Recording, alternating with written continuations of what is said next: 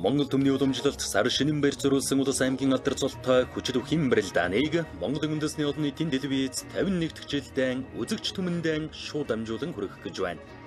Ирэх наадмын өнгө толдох сар шинэн барилдаанаа үзэгч та бүхэн нохой жилийн өвлийн адаг сарын битүүний өдөр Монголын үндэсний олон нийтийн телевиз, Монголын мэдээ телевиз, МНБ спорт сувгуудаар бүлээн авч үзээрэй. Шууд нэвтрүүлгийн ерөнхий вендэтгэгч Банк, оюу толгой Монголын цэс корпорац, вендэтгэгч Улаанбаатар гурил.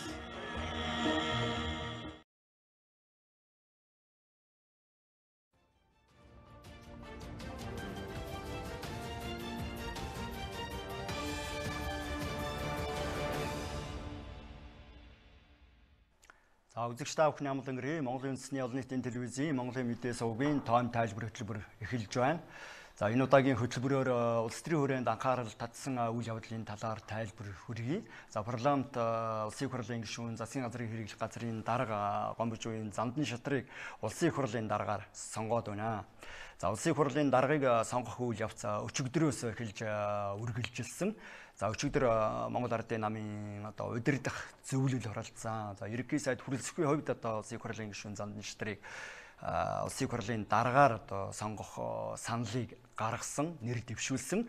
За тухайн саналыг Монголын намын удирдах зөвлөл дэмжсэн шийдвэрийг гаргасан.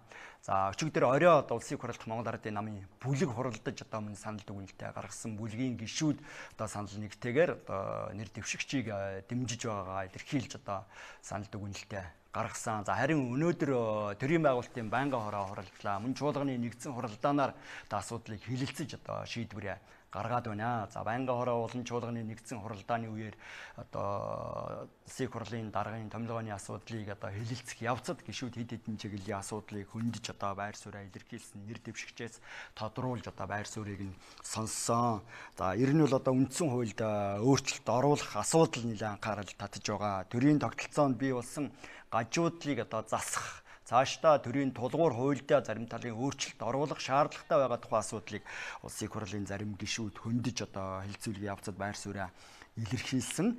За бас баялагын тэгш хуваарлтыг хийх ёстой. Бас олон нийтийн анхаарлын төвд байгаа зарим асуудлуудыг шийдвэрлэх.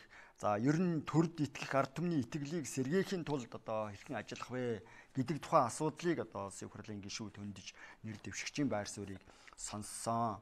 За улсын хурлын даргад нэр дэвшсэн замдан чатрын хувьд бол цаашдаа шударгасан суурилсан шийдэл парламентын шинжилгээний гол зорилго байх ёстой гэсэн байр суурийг илэрхийлсэн. За ер нь бол ард түмний эрх ашигыг нэгдүгээр тавьж ажиллана гэсэн байр суурьтай байгаагаа тайлбарласан.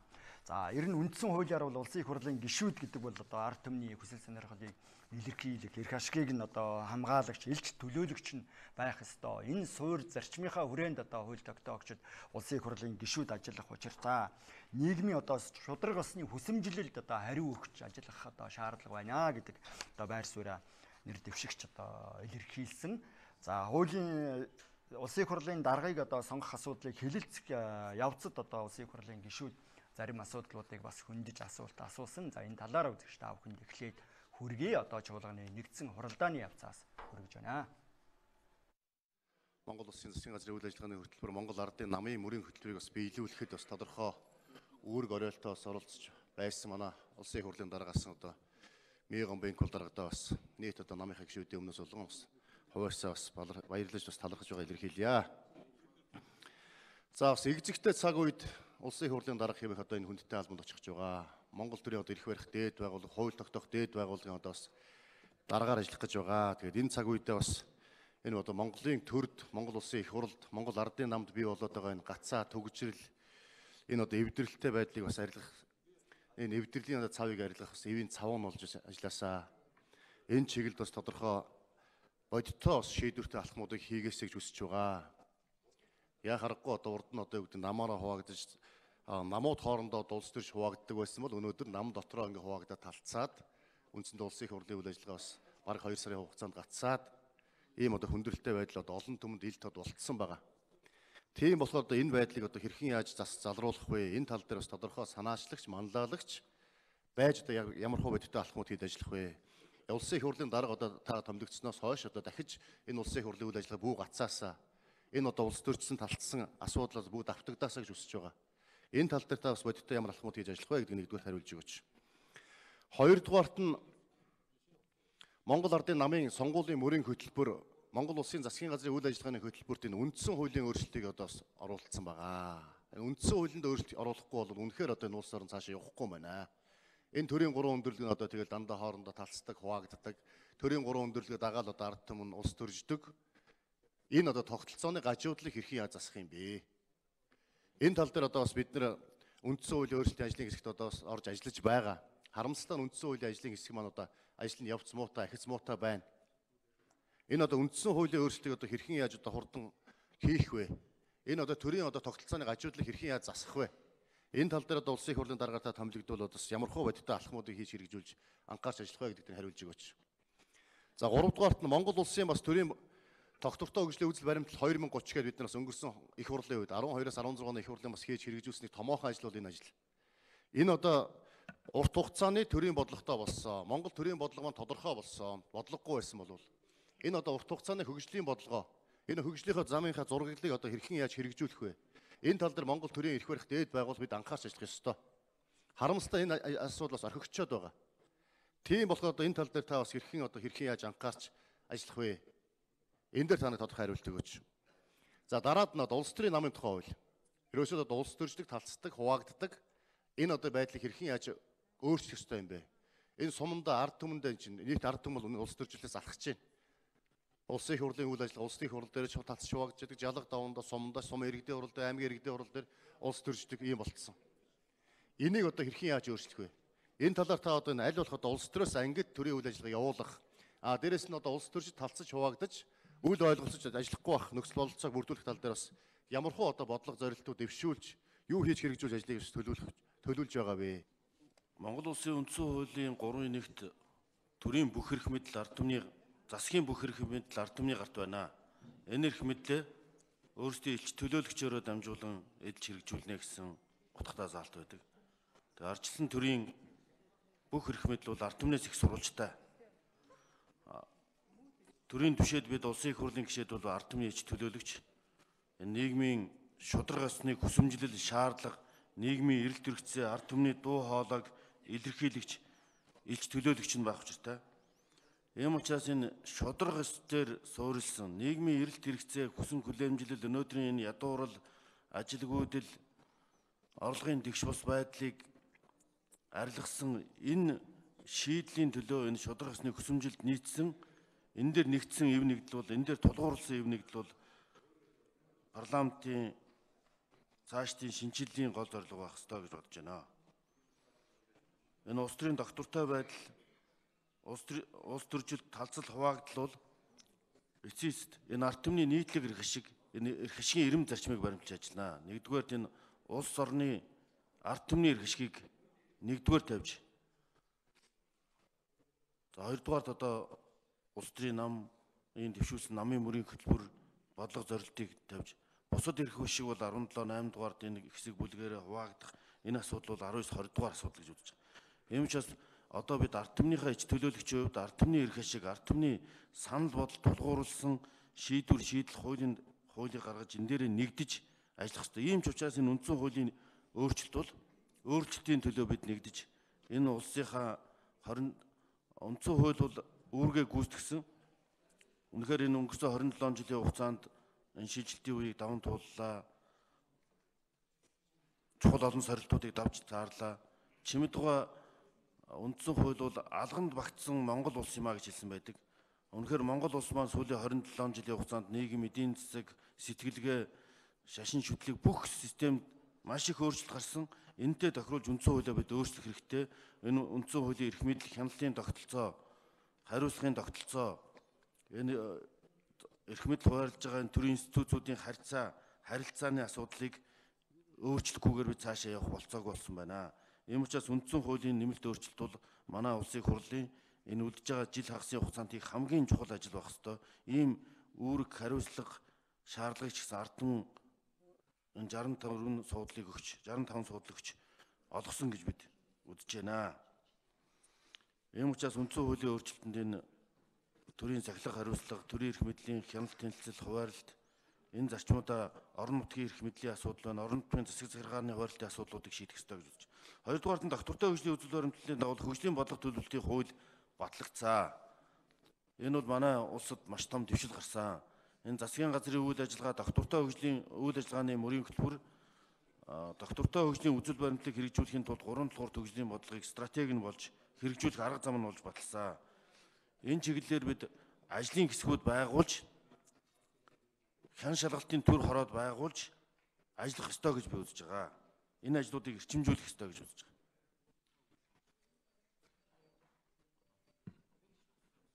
За, засгийн газрын хэрэг эрхлэхийн одоо дарга байхдаа саяхан төр хувийн хөвшлийн одоо хамтын харилцааг сайжруулах тал дээр чухал санаачлаг гаргаж одоо хэд хэдэн удаагийн томоохон хилцүүлэг хийж одоо хөтөлбөр гаргасан байгаа.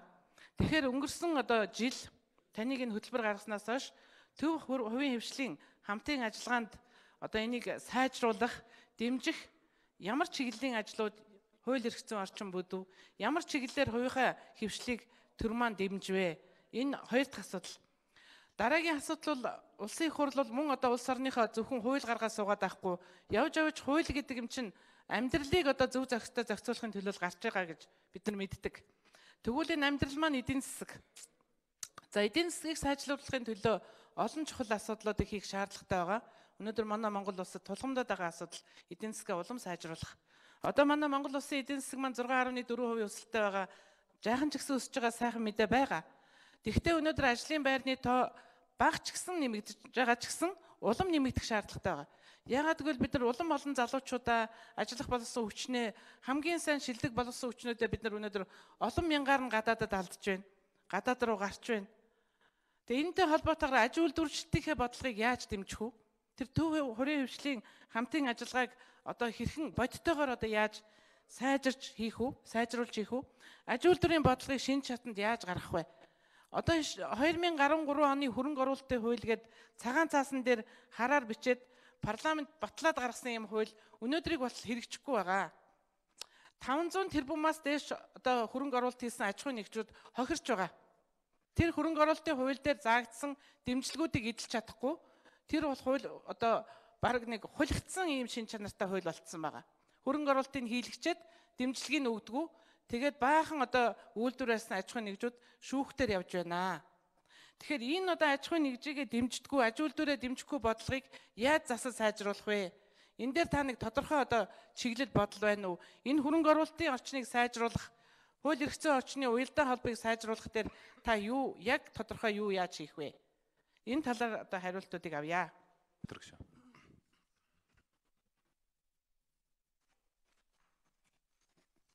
За баярлалаа, маш чухал ажил хэрэгч асуулт байна. За төр хувийн хөгжлийн түншлэлийн зөвлөлт хороог байгуулсан. Аливаа шийдвэр гаргахдаа хувийн хөгжлийнхаа үндэсний үйлдвэрлэгчнийхээ санал бодлыг сонсдог, хилцүүлдэг, гинтийн сюрприз бэлэг барьдаггүй, урьдчилан таамаглаж төлөвлөж болох үз хууль эрх зүйн орчин хууль бүтээх ажлыг зохион байгуулдаг ийм зарчим тохирсон. Нэг талдаа төрийн хувийн хөгжлийгээ бас шаардж байгаа. Хэсэг хэсгээр ингэ шаардлага тавиад авах ш нэгдээд мэрэгжлийн холбоодоор бодлогоо нэгтгээ зангидаа төлөвлөөд энэ асуудал оруулж ирдэг байгаа чигч дэлхийн банктай хамтарсан төсөл хэрэгжүүлж байгаа. Тухайлбал худалдаа аж үйлдвэрийн танхим мэрэгжлийн холбоодыг. Нөгөө талдаа бид аж үйлдвэрийн үндэсний зөвлөлийг байгуулсан. Монгол Улсын засгийн газраас аж үйлдвэрийн үндэсний зөвлөлийг байгуулсан. Аж үйлдвэрийн үндэсний зөвлөлийг хуралдуулж мэрэгжлийн холбоодын санал бодлыг сонссон. Ингээд энэ жилийг эх оронч худалдаа авалтын жил болгон зарласан. Үндэсний үйлдвэрлэлээ дэмжих аян өрнүүлж төр хувийн хөвшлийн бүх төвшөнд үндэсний үйлдвэрлэгчдийнхаа бараа бүтээгдэхүүнийг худалдан авдаг, хэрэгэлдэг, соёл хэрэглээ бий болох зорилготой ажлын төлөвлөгөө баталсан. Үндэсний аж үйлдвэрлэлээ дэмжих.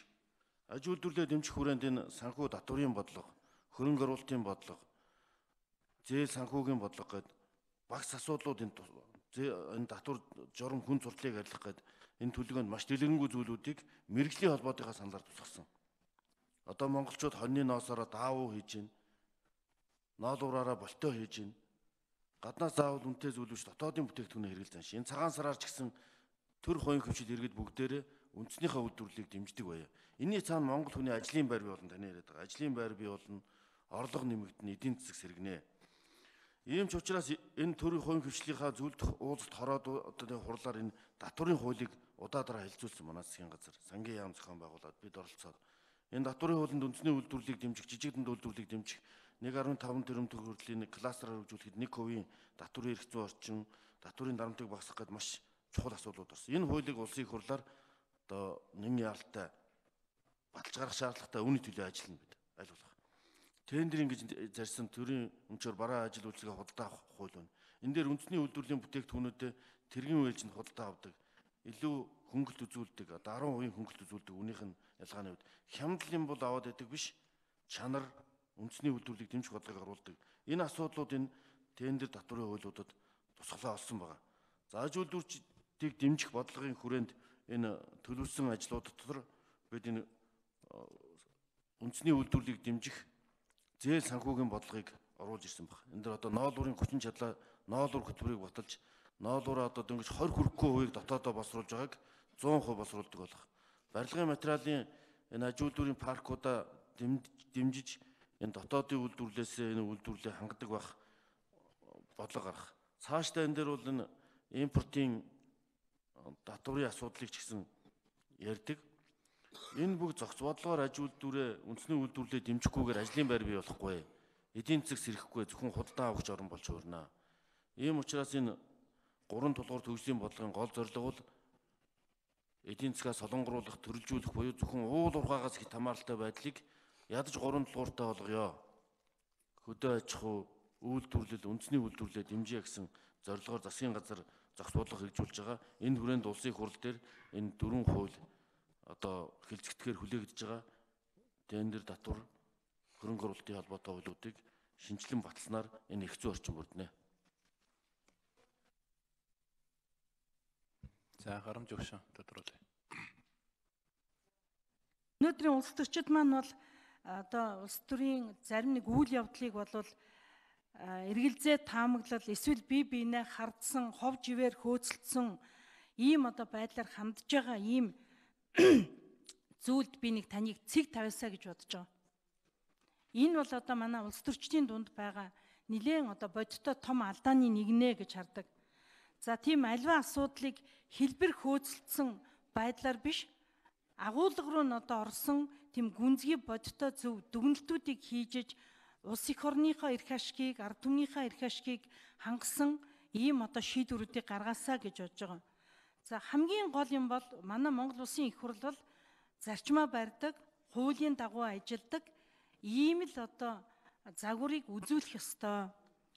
За магадгүй одоо өнөөдөр ингээд Монголын ард түмний ив жоохон эвдэрсэн, за үл ойлголцол бий болсон, за төрд итгэх ард түмний итгэл бас суларсан энэ цаг үед бол зөвшөлтсөл ойлголцол руу, ив нэгдэл рүү, ивийн цавыгаар нааж энэ Монголын төрийг бол та тогтвортой, за бас нэг хөгжилд одоо нэлээд тодорхой асуудлуудыг хийсэн, шийдсэн, энэ сандал суудлын хэрүүл маргааныг тасалсан ийм байдлаар бол төрийн ажлыг авч яваасаа гэж ингэж одоо бодож байгаа, таныг энийг чадна гэж бодож байгаа.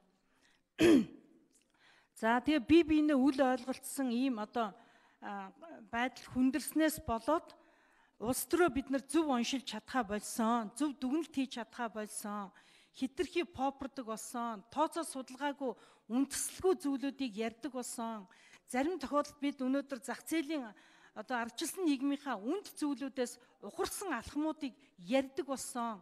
Тэгэхээр энэ бүхэндээ одоо нэг цэг тавиасаа гэж бодож байгаа. Энэ ер нь сахилга дэг журам ард түмний шударгасны хүсэмжлэл төрийн эрх барих дээд байгууллагаас эхэлж үлгэрлэх ёстой гэдэгтээ санал нэг байна. Ийм учраас улсын хурлын гишүүд маань чуулганыхаа хуралдаанд одоо цагтаа оролцдог, эрцээ бүрдүүлдэг, идэх санаачлагаатай оролцдог, хамгийн гол нь чуулганыхаа дэгийг барьж ажилдаг байхыг шаардж ажиллах болно. Энийг хаана бид бас энэ нийгмийн эрэлт хэрэгцээ шаардлага гэж ухамсарлаж ойлгохыг хүсэж бас уриалж байна. Шаабад яаж хандах вэ? Их хурлаар энэ асуудлыг хэлцэх юм уу? Эсвэл ингээд үндэсний аюулгүй зөвлөлтөөр шийдэд Оросын Шанхай хамтын ажиллагааны байгууллага гэж юм л тийм ээ. Энэ Оросын хүсэлтээр нөгөө нэг энэ ондоо багтаад гишүүн мишүүн болоод хил хязгааргүй болоод улс орноо өнөөдөр юу гэдгийг нэг ийм чадамжгүй болгох юм уу? Шанхай хамт ажиллагааны байгууллагын хувьд ч гэсэн тэр Монгол улсыг хурал гадаад бодлогын үндсийг тодорхойлох учиртай улсыг хурлаар л хийж шийдвэрлэнэ. Ийм учраас энэ нэг гишүүн хувь хүний санал бодлох юм бол энийг сайн судлах ёстой. Тэгээ Шанхай хамт ажиллагааны байгууллагын ерөнхий гэрээг уншиж судлах ёстой баг. Тэн дээр хамгийн ихний өгүүлбэрт нэхэд ерөнхий гэрээнд нэгтгэхэд гишүүн орнууд элсэж байгаа орныхоо тусгаар тогтнол, газар нутгийн бүрэн бүтэн байдал, аюулгүй байдлыг одоо хангахыг батлан даах утгатай заалт байдсан байлээ. Тэгэхээр гишүүн орн бол тухайн байгууллагад нэгдснээрээ аюулгүй байдлын хувьд яг ямар баталгаатай болж байгаа, ямар эрсдэл хүлээж байгаа гэдгийг судлаачдын, гадаад бодлого судлаачдын, дипломатуудын харьцуулсан судалгаа тооцоон дээр үндэслэж нотлогоон цуурилсан шийдвэр гаргахыг л эрмэлзэж эрхэмлэх нь зүйтэй баха. Сүүлийн үеийн таны хийж байгаа засгийн газарт байхдаа субординат хийсэн үйлдэлүүд чинь заримдаа бүр нийгэмжлэх ардчлал руу давхих хэлбэрүүд давхиж орсон шүү дээ. Би бол ард түмэнд энэ баялагын үр ашгийг хүртээх нь зөв гэдэг тал дээр байр суурьтай байдаг. Гэхдээ яаж гэдэг эрх зүйн гаргалгаагүйгээр ард түмнийг хооронд нь хувааж болохгүй гэдэг бас байр суурин дээр байдаг. Тэгэхээр энэ тал дээр та нэг надад тодорхой хариулт өгөөч гэж. Ашиг нутмын тухай хуулиар стратегийн орд газрыг тодорхойлсон. Энийг төрийн өмчийн хөнгөөр хайгуул хийгдсэн ордуудыг төр стратеги орд эзэмшнэгээ заасан. Стратеги ордуудын 10% ард түмдээ өмчлүүлнэгээ заасан. Өнөөдөр тэр Сингапурын Тимасек, Норвегийн сангийн жишээг их ярьдаг.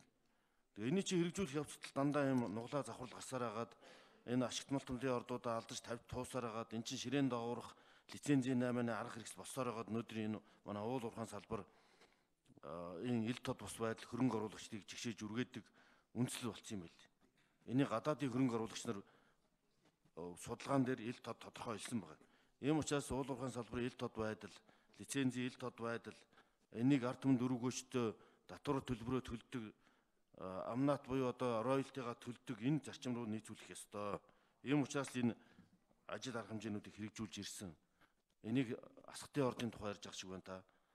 Энэ бол төрийн өмчийн хөрөнгөөр хайгуул нэгдсэн орд, салхитын ордын тухай ярьж байгаа шиг байна.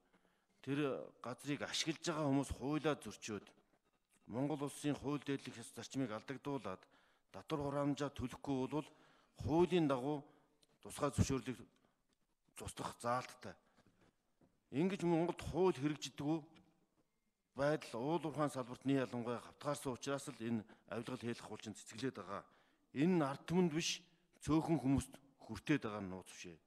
Ийм учраас энийг зэгцлэх нь бол улсын их хурлын төрийн эрх байх дээд байгууллагын гол зорилго байх ёстой. Энийг л баялагын тэгшвэрлэл гэж байгаа. Өнөөдөр Жиний коэффициент гэдэг орлогын ялгаагаар Монгол улс одоо дэлхийд дээгүүр орох байранд очсон байна. Хэд цөөнхөр маш баян энгийн ард нь үгээгүй ядуу. Манай өнөөдрийн судалгаагаар ард иргэдийн 30% нь ядуу байна. Өдрийн $1 доош орлоготой. Ийм баян чинэлэг улс яагаад ийм ядуу байгаа юм бэ гэдэг маань энэ баялагын тэгш хуваарлж шударгаас алдагдсны л жишээ шүү дээ. Ийм учраас энийг улсын их хурл засгийн газар анхаарч ажиллах ёстой гэж үздэг. За улсын их хурлын чуулганы нэгдсэн хуралдаанд оролцсон гишүүдийн 95% саналаар одоо улсын их хурлын гишүүн Зандан шитрийг улсын их хурлын даргаар сонгоод байна. За шинээр сонгогдсон одоо улсын их хурлын даргад улсын их хурлын дэд дарга одоо улсын их хурлын тамгыг хүлээлгэж өгсөн. За улсын их хурлын даргаар сонгогдсон улсын их хурлын гишүүн Зандан шитрийн хувьд одоо зарим асуудлаар бас байр сууриа илэрхийлж үг хэлсэн. Чуулганы нэгдсэн хуралдаанд үг хэлээд байгаа. За тухайлбал одоо нийгмийн шударга ёсыг ер нь хүсэмжлэлийн төвд одоо төр өөрөө цэгцрэх ёстой юм аа. Улсын их хурал сахилга дэг журмыг эрхэмлдэг байх шаардлага одоо улсын их хурлын гишүүдийн өмнө тавигдж байна. За тиймээс улсын их хурлын даргын хувьд бол ер нь одоо хуулийн засаглал шударга ёсонд одоо тулгуурласан нэв санааны нэгдлийг тогтоохын төлөө одоо манлайлж зүтгэж ажиллах болно гэсэн одоо байр сууриа илэрхийлээд байна. За бас одоо шийдэгдэхгүй байгаа анхаарал татж байгаа томоохон хэрэгүүдийг эцэслэж нийгмийн шударга ус байдлыг халах. За хуулийн хэрэгжилтийг хангах талаар бол одоо улсын их хурлаас бас хянан шалгах одоо төр хороодыг байгуулж ажиллах ёстой. Энэ чиглэлийн санаачлагыг дэмжиж одоо хүчээ нэгтгэж ажиллана гэсэн байр суурьтай байгаагаа илэрхийлсэн. За бас улсын их хурлын гишүүдийн хувьд бол одоо ард түмний нийтлэг эрх ашиг, за Монгол улсын хөгжлийн эрх ашигыг хэсэг бүлгийн эрх ашигаас одоо дээгүүр тавьж ажиллах ёстой. Ер нь бол талцал хуваагдлыг биш хийж бүтээхийг эрхэмлэх шаардлагатай гэсэн байр суурьяж одоо илэрхийлээд байна. За мөн одоо Монгол улсын үндсэн хуульд өөрчлөлт оруулах одоо асуудлыг цаашид одоо шийдвэрлэх ёстой гэсэн байр суурьтай байгаагаа хэлсэн. За одоо улсын хурлын дараагаар сонгогдсон одоо зан шатрын хэлсэн үгийг үзэгч та бүхэнд өргөж байна. Энийг хэтгэл найдварыг би өндөр үүрэг их хариуцлага гэж ойлгож ухамсарлаж хүлээж авч байна. Улсын хурлын эрхэм гишүүдээ бидний итгэл хүлээлгэж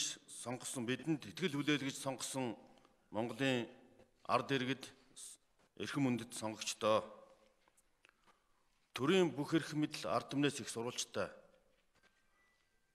Засгийн бүх эрх мэдэл ард түмний мэдэлд байна. Ард түмэн энэхүү эрх мэдлээ сонгосон төлөөлөгч гишүүдээрээ дамжуулж эдлэхээр Монгол улсын үндсэн хуулийн суур зарчимд тусгасан. Ийм учраас улсын хурлын эрхэм гишүүд та бид ард түмнийхээ хүсэл эрмэлзэл, дуу хоолойг илэрхийлэгч, илч төлөөлөгч нь байх үндсэн хуулийн суур зарчмыг дагаж мөрдөх учиртай. Ийм ч учраас та бид нийгмийн ард түмний хүсэмжлэлд хариу өгөх учиртай. Хариуцлага гэдэг бол ард түмний хүсэмжлэлд хариу өгөх чадвар юм аа. Ийм учраас бид ард түмний хүсэмжлэлд нийгмийн эрэлт хэрэгцээ шаардлагад үндэслэж дараах 3 асуудалд онцгой анхаарч ажиллах шаардлагатай байна. Нэгдүгээрт Монголын ард түмэн иргэд сонгогчид маань шудраг эсийг хүсэмжлийн шаардж байна. Шудраг эс нийгмийн бодит эрэлт хэрэгцээ шаардлага болсныг бид жихээрээ сонсож нүдэрээ харж байна. Олон нийтийн анхаарлын төвд байгаа томоохон хэрэгүүд, нийгмийн шудраг ус байдал, төрийн бүх шатанд ажиллаж байгаа албан хаагчдаас сахилах хариуцлага, ёс зүй, хариуцсан ажилдаа сэтгэл зүтгэлтэй санаачлагтай ажиллахыг нийгэм хүсэмжлэн хүлээж байна. Монголын төрд хууль дээдлэх ёс, хариуцлагын тогтолцоо ноёрхож, тэр нь тэгш шудраг хэрэгжиж байж, төрд итгэх итгэл, улсын их хурлд итгэх ард түмний итгэл эргэж сэргэнэ. Улс төрийн энэ экзэгтэй цаг үед Монголын улс төрд зэгцэр хөдөлгөөн эхэлж байна гэж үзэж байна. Монголын ард түмний хүсэмжлэл, хүсэл зориг нь хуулийн засаглал, шудраг ёсоор тогтсон эв санааны нэгдэл юм а. Нийгмийн шудраг ёсны хүсэмжлийн төвд төр өөрөө зэгцэрч, улсын их хурл сахилах дэг журмыг эрхэмлдэг байх шаардлага бидний өмнө тавигдж байна. Улсын их хурлын даргын хувьд хуулийн засаглал, шудраг ёсоор тогтсон эв санааны нэгдлийг тогтоохын төлөө мандайлан зүтгэж ажиллах болно.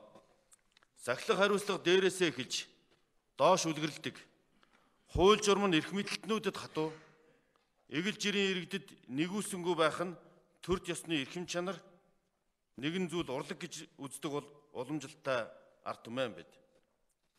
Улсын их хурл нь үндсэн хууль, засгийн газар шүүх эрх мэдлийн байгууллага нь үндсэн хууль болон бусад хуулийг говьлтгүй биелүүлж дагаж мөрдөх ёстой.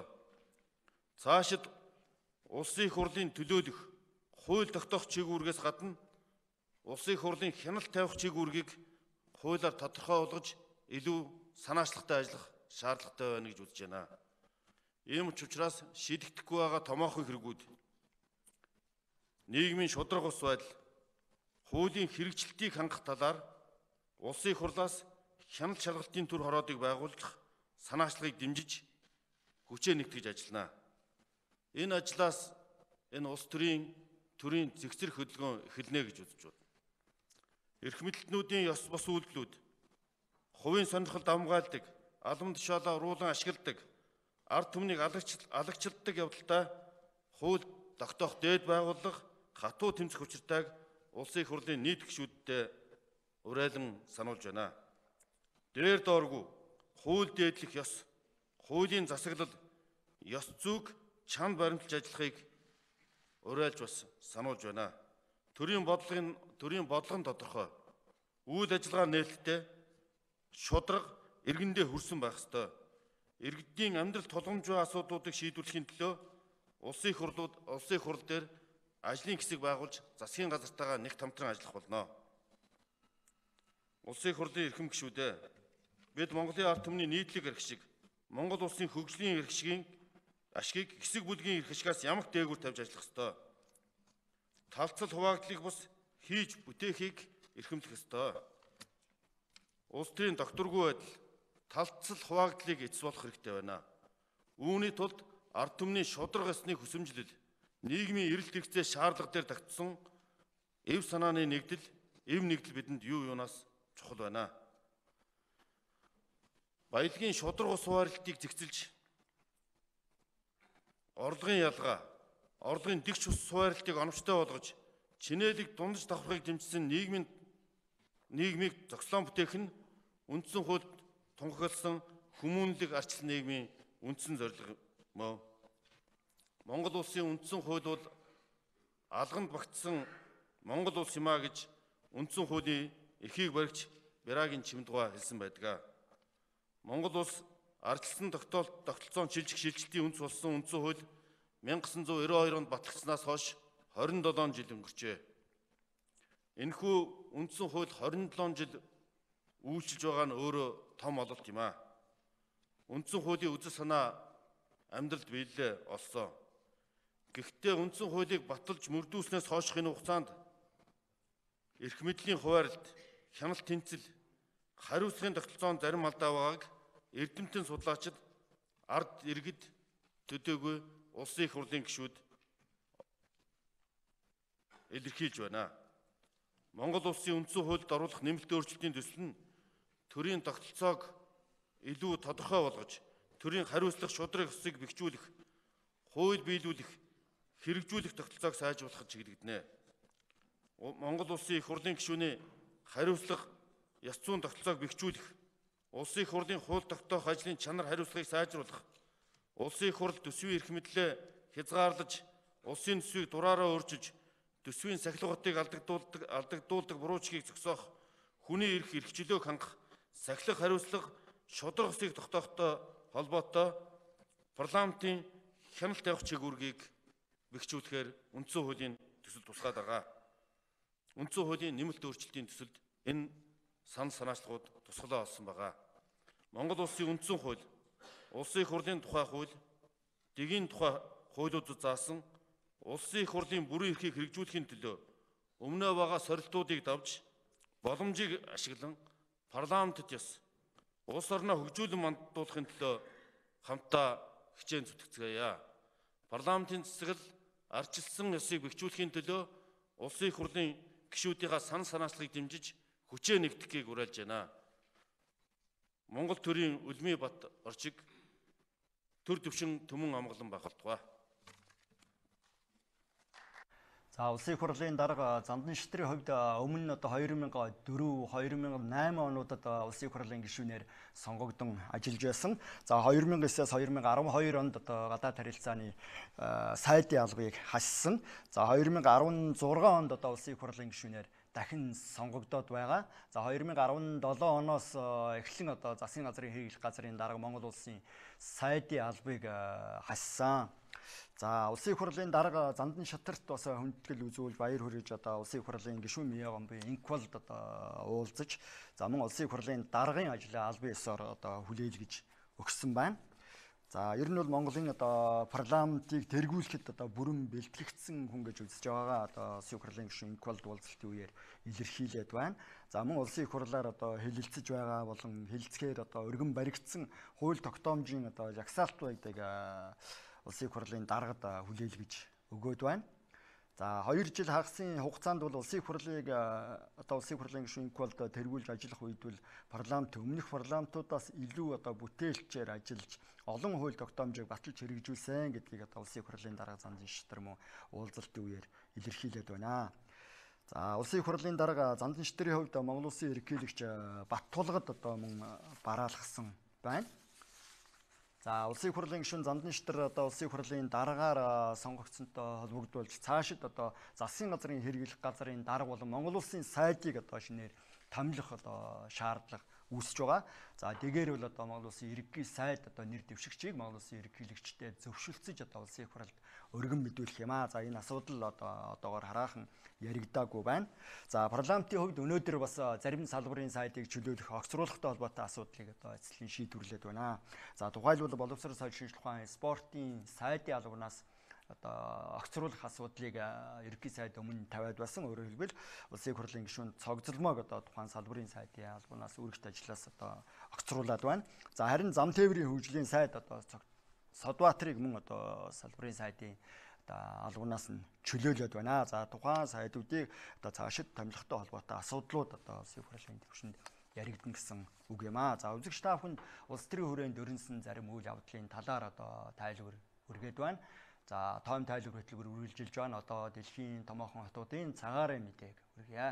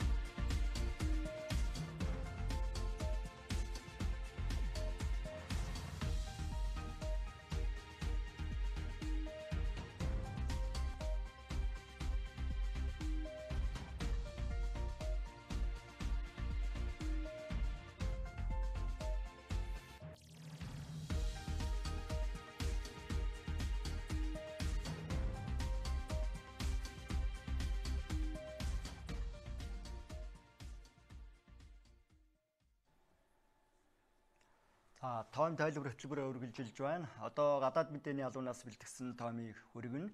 За студид тоймч цогтоо ажиллаж байна. За үзэгчдээ орой минь дүргээ. За бид өнөөдөр дэлхийн нийтэд анхаарал татсан үйл явдал гэдгээр бас л нөгөө Венесуэлд бий болоод байгаа улс төрийн гүнзгий хямралын асуудлыг хөндөж ярих хэрэг гарч ирж байна. За Хуан Гуайдо сүргүүчний удирдагч өөрийгөө одоо төрийн дэргүүний үүрэг гүйцэтгэгчээр зарласнаар за дээрэс нь энэ хүнийг Латин Америкийн одоо зарим нэг улс орнууд за мөн Америкийн нэгдсэн улс гэх мэт улс орнууд хүлээн зөвшөөрснөөр энэ одоо Өмнөд Америкийн улс оронд бий болсон энэ улс төрийн гүнзгий хямрал бол улам цаашаа гүнзгийрч болж гүнзгийрх ийм хандлагатай болж ирж байна. Гэхдээ энд нэг зүйлийг онцлоод хэлэхэд бол үндсэндээ энэ удаагийн энэ Венесуэлд бий болсон хямралд бол энэ олон улсын хамтын нийгэмдгийн нөлөө бол маш идэвхтэйгээр үйлчилсэн гэдэг энэ зүйлийг бол онцлоод хэлэх хэрэгтэй юм аа. За Америкийн нэгдсэн улсын ер нь энэ Венесуэл улсын секторыг одоо газрын тосны секторт одоо нэмэлтээр одоо хориг тавьж ирсэн энэ явдал бол ер нь үндсэндээ өнөөгийн одоо энэ Венесуэлд байгаа ерөнхийлөгч Николас Мадурогийн засаг захиргаанд үзүүлэх шахалтыг бол улам хүчтэй болгож ирлээ. Тэгэхээр нефтийн салбар гэдэг бол Венесуэл улсын эдийн засгийн одоо хамгийн одоо амин чухал ийм судсанд болж ирсэн байдаг. За тэгэхээр яг хуу Америкийн нэгдсэн улс юу гэж өгнөг бол бид яг хуу Венесуэлээс нефт худалдаж авна. Ер нь бол Америкийн нэгдсэн улс Венесуэлээс нэг нефтийнхаа 40%-ийн нэг бол Венесуэлээс худалдаж авдаг байсан. Гэхдээ энэ худалдаж авсан нефтний төлбөрийг бол Николас Мадурогийн засгийн газарт өгөхгүй. Энийг бол одоо Хуан Гуайдо тэргүүтээ сүр хүчнийхэнд тэдний одоо үйл ажиллагаанд зориулна гэсэн ийм мэдээлэл хийсэн. За ер нь ингээд сая өнгөрсөн лав гарагт Гуайдо ард иргэдтэй хандаж ер нь гудамжинд эсэргүүцэл хийхийг уриаллаа. Энэ бүгдээс харахад бол ер нь энэ 7 хоногийн сүүл ер нь цаашдын 7 хоногудад Венесуэл улсын нөхцөл байдал бол нэлээд их хүндрэх ийм асуудал байгаамаа. За тэгэхээр энэ ер нь Венесуэл улсад бий болсон мухардмал байдлаас гарах боломж байна уу гэдэг асуултыг бол сүүлийн үед олон улсын одоо хамтын нийгэмлэг бол маш ихээр тавьж байгаа. Ер нь ингээд харж байхад бол энэ мухардмал байдлаас гарахад 4 хувилбар байх шиг байгаа юм. За тэгээд энэ эхний хувилбар бол үндсэндээ бүх юм байдгаараа байна гэсэн нэг ийм хувилбар байна. За энэ бол ерөөсөө Николас Мадуро ерөнхийлөгчөөр үлдэн Венесуэл улс тэр чигээрээ байна. Одоо Хуан Гуайдо сүргүтний удирдагч хэвээрээ үлдэн. За ингэснээр тэрвэр ер нь бас одоо энэ сүргүчнийг дэмжигчдэд одоо Николас Мадурог дэмжихийг уриална гэсэн ийм зүйл яригдж байна. Гэхдээ энэ бол одоо бас тийм чиг яг бодит зүйл биш болж таарч байгаа маа. Ерөнхийдөө Америк нэгдсэн улсын Венесуэлийн нефть олборлагч улсын компани эсрэг хориг тавьснаар бол улс орны ашиг сонирхлоо ашиг олдог, орлого олдог ганц одоо их усрын дараад авч байгаа юм. За ингэснээр мэдээж хэрэг энэ тоглоомын дүрэн бол ерөөсөө эрс өөрчлөгдөд ирсэн. За ганц энэ судсыг барьж чадсанаар Америк нэгдсэн улс бол энэ улс орон ер нь Николас Мадурог төрийн дэргүүн байхад найдваргүй байдал руу зүг чиг рүү явж шүү гэдэг ийм ойлголтыг бол үндсэндээ өгөөд авчиж байгаа юм. За яг хөө Венесуэлийн нефтийг Америкийн зах зээлээс өөр худалдах газрууд бол бас байна. Гэхдээ мэдээж хэрэг Венесуэлээс хол оршиж байгаа эдгээр улс орнуудад бас дээрээс нь тээврийн зардал гэж их томоохон хэмжээний мөнгө санхүүгийн хэрэгцээ гарч ирэн. Тэгэхээр энийг бол Венесуэл улс дийлэхгүй гэсэн ийм асуудал байгаа. За энэ дээр бол Америкийн нэгдсэн улс нилээдгүй их итгэл төгс одоо биднээс өөр эдний нефтийг авах газар байхгүй гэсэн ийм асуудал яригдж байгаа юм шиг байна. За ерөнхийдөө тэгээд Венесуэлийн эсрэг хориг тавьснаар эдийн засгийн хориг, хадуу чанга хориг тавьснаар энэ тус улсын одоо Николас Мадурогийн дэглэмийг өөрчилж болно гэсэн зүйлийг бол Америкийн нэгдсэн улсад бас нэлээдгүй их ярьж байна. Гэхдээ бид бүхэн мэднэ. За өмнө нь одоо Куб, Иран, Сир, Умард Солонгос гэх улс орнуудтай юу болсон? За тэдний эсрэг бүгднийх нь эсрэг хориг тавьж исэн. Гэхдээ энэ хоригийн одоо үр дүн дэглэмийг солих ийм нөхцөл байдалд хүрэж чадаагүй. За ийм учраас энэ асуудлыг бас дэлхийн улс төр судлаачид нэлээдгүй их ярьж байна. Зөвхөн энэ улсын эсрэг хориг тавьснаар Николас Мадурогийн дэлхийг одоо дэглэмийг түлхэн унгах боломжгүй маа гэсэн зүйлийг бол ярьж байгаа юм. За Николас Мадуро 2013 оноос хойш өнөө хүртэл засгийн эрхэнд байгаа. За тэрээр ийхүү засгийн эрхэнд одоо бараг 6 жил байхдаа бол үндсэндээ бол нэг Оросын холбооны улс Хятад, Турк гэсэн өөрийнхөө холбоотнуудын дэмжлэгтэйгээр л одоо энэ ерөнхийлөгчийн сентид тэсэж үлдэж байх шиг байгаамаа. За дараагийн нэг хувилбар бол Мадуро одоо Европын орнуудын шахалтанд автаж сонгуул явуулах ийм шийдвэр гаргана гэсэн хувилбар байна. За тэгэхээр бол Европын нэлээд дээгүүр орох томон дөрвөн гүрэн болох Их Британи, Франц, Герман, Испани гэсэн улс орнууд бол Николас Мадурод тулгын шаардлага хөргүүлсэн. За энэ тулгын шаардлагын хугацаа бол одоо энэ сарын 3-ны өдөр дуусах ёстой. За тэгэд энэ тулгын шаардлагадаа бол Николас Мадурод сонгуул явуул, шудраг сонгуул явуул. Тэхгүй тохиолдолд одоо энэ Хуан Гуайдог бид төрийн дэргүүний үүрэг гүйцэтгэх шийдгээр албан ёсоор хүлээн зөвшөөрөн шүү гэсэн ийм мэдээлэл хийсэн байдаг. За тэгэхээр ерөнхийдөө хэрвээ Николас Мадуро дахин одоо сонгуул зарлах ийм шийдвэр гаргах тохиолдолд энэ бол үндсэндээ Николас Мадурогийн дүмнэн дэглэм бол энэ 2018 оны 5 дугаар сард тус улсад болсон сонгуулийг хууль ёсны биш гэдгийг бол одоо хүлээн зөвшөөрөхтэй адил ийм зүйл болно гэсэн асуудал яригдаад ирж байгаа юм. За ингэснээр бол одоо Николас Мадурогийн энэ 1 дугаар сарын 10-нд үргэлжлээд эхэлж яваа бүрэн эрхийн 2 дахь хугацаа бол үндсэндээ ямар ч утгагүй болоод ирж байгаа. Энэ хүн бол ерөөсөө зүгээр л нэг ерөнхийлөгч гэсэн албан тушаал халчж байна гэсэн ийм нөхцөл байдал бий болоод ирнэ. За ер нь бол сөрөг хүчнийхэн бол энэ 2018 оны 5 дугаар сард явагдсан ерөнхийлөгчийн сонгуулийн үр дүнг бол хүлээн зөвшөөрөхгүй байгаа. Тийм ч учраас Гуайдо бол өөрийгөө төрийн дэргүүний үүрэг гүйцэтгэгч гэдгээр бол зарласан байдаг юм аа.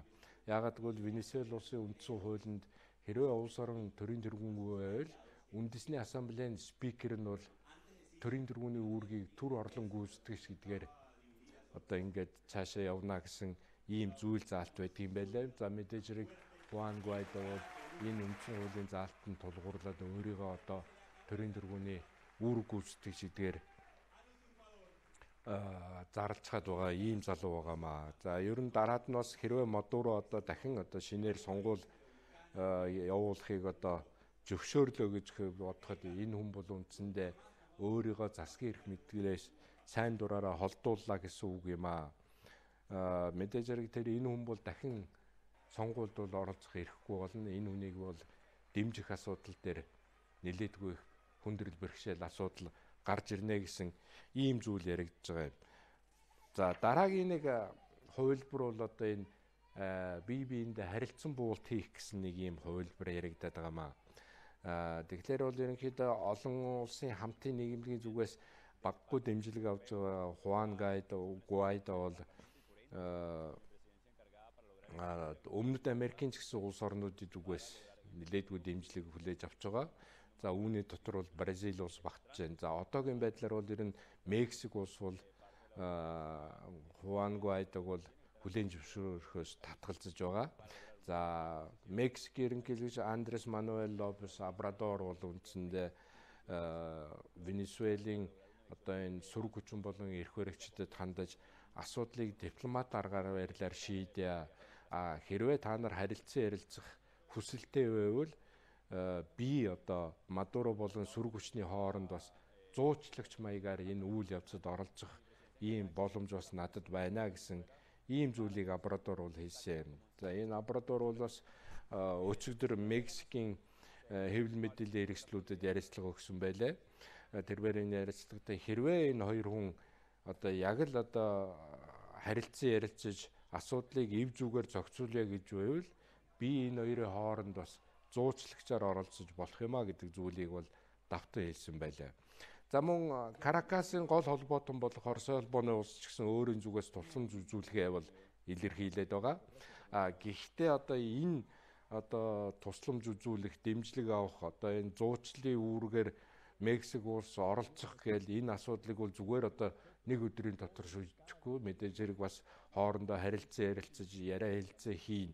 Тэгэхээр энд бол одоо цаг хугацаа маш их алдагдана гэсэн ийм зүйл байгаа. За Николас Мадуро өөрөө бол яг би хинтэй ч хамаагүй харилцан ярилцахад бэлэн байна гэсэн ийм мэдээлэл хийгээд байгаа. За тэрээр бас Америкийн нэгдсэн улстай дипломат харилцаагаа тасалж байгаагаа зарласан ч гэлээ Америкийн ерөнхийлөгч Дональд Трамптай бас харилцан ярилцахад бэлэн байна гэсэн ийм мэдээллүүдийг бол хийж байгаа юм. За ямар ч байсан Венесуэлийн сөрөг хүчин бол ер нь Николас Мадуротой яриа хэлцээ хийхгүй. За энэ хүнтэй бол ерөөсө огт яриа ярилцах, хэлэлцэх явдал байхгүй гэсэн ийм зүйлийг хэлж байгаа юм. За ерөнхийдөө Майк Помпео ч гэсэн Америкийн нэгдсэн улсын төрийн нэрмичийн дарга өмнө хийсэн мэдээлэлдээ ер нь хин хинтэй харилцан ярилцах, зөвсөлцөх энэ цаг бол аль хэдийн дууссан гэсэн ийм мэдээллийг хийсэн. За энэ дөрөвт хувилбар бол Америкийн нэгдсэн улсын зүгээс Венесуэл улсад бас цэргийн оролцоотойгоор цэрэг оруулах ийм асуудал яригдаад эхэлсэн. За энэ ямар учраас яригдсан байг вэ? Одоо Америкийн нэгдсэн улсын ерөнхийлөгчийн үндэсний аюулгүй байдлын асуудал эрхэлсэн зөвлөх Джон Болтон Трамптай уулзаад өрөөнөөс гарч явахдаа сэтгүүлчид тэр хүний зургийг авсан юм байна. Тэгэхээр тэр хүн бол одоо тэмдэглэлийн дэвтрээ сугандаа авчуулаад явж исэн. За энэ тэмдэглэлийн дэвтэр дээр нь аваачаад одоо Джон Болтоны тэмдэглэл хийсэн зүйл бол харагдж байгаа юм байна. Энэ дээр бол ерөөсөө Джон Болтон Колумб руу 5,000 цэрэг гэд бичсэн байсан юм байна.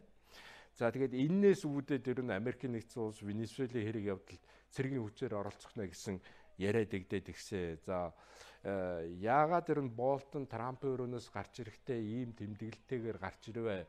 Ер нь одоо энэ хоёр хоорондоо яриад Венесуэлийн хэрэг явдалд оролцсон, цэргийн хүчээр оролцсон гэсэн тохиролцоонд хүрсэн биш үү гэсэн зүйлийг бол Америкийн хэвлэл мэдээллийн хэрэгслүүд нэлээдгүй их өргөнөөр дэлгэн тавьж эхэлж байна л да. Тэгэхдээ энийг бол Джон Болтон өөрөө тайлбарлахдаа бол энэ бол ерөөсөө Венесуэлд байгаа Америкийн дипломатчдыг 72 цагийн дотор тус улсаас гарахыг шаардсан. Тэгээд энэнтэй холбогдуулаад бид дипломатчдын аюулгүй байдлыг хадгалахын тулд одоо Венесуэлд хил залгаа оршдог Колумб улс руу мэдээж хэрэг бид Америкийн дипломатчдыг эхлээд гаргана. Тэгээд тэнд ер нь тэдний аюулгүй байдлыг хангах үүднээс цэрэг оруулах асуудал хөндөж ярьж байсан юм а гэсэн ийм зүйлийг хэлж байгаа юм. За ямар ч байсан яг Каракаст бол одоо Америкийн нэгдсэн улсын суугаа элчин сайдын яам бол одоогоор үйл ажиллагаагаа бол явуулж байгаа. За элчин сайдын яамны хашаан дотор бол Америкийн нэгдсэн улсын төрийн далбаа мандсан хэвээр байгаа. За гэхдээ энд яг асуудалд гол үүрэгтэйгээр оролцдог Америкийн дипломатчид үлдсэн. Бусдын болон тэдний гэр бүлүүд бусад дипломатчдыг бол Америкийн нэгдсэн улс эгүүлэн татчихад байгаа ийм зүйл байгаамаа. За ямар ч байсан ингээд дэлхийн нийт дээр бол ер нь ойрын 7 хоногуудад энэ Венесуэлтэй холбоотой асуудал бол дахин яригдж ирнэ. За энэний асуудлыг шийдэх ямар алхам байна, ямар боломж байна гэсэн зүйл бол нэлээдгүй их яригдж эхэлнэ. Энэ бүхэнд бид одоо ерөөсөө анхаарал хандуулан хүлээж суугаас өөр аргагүй байдалд байна.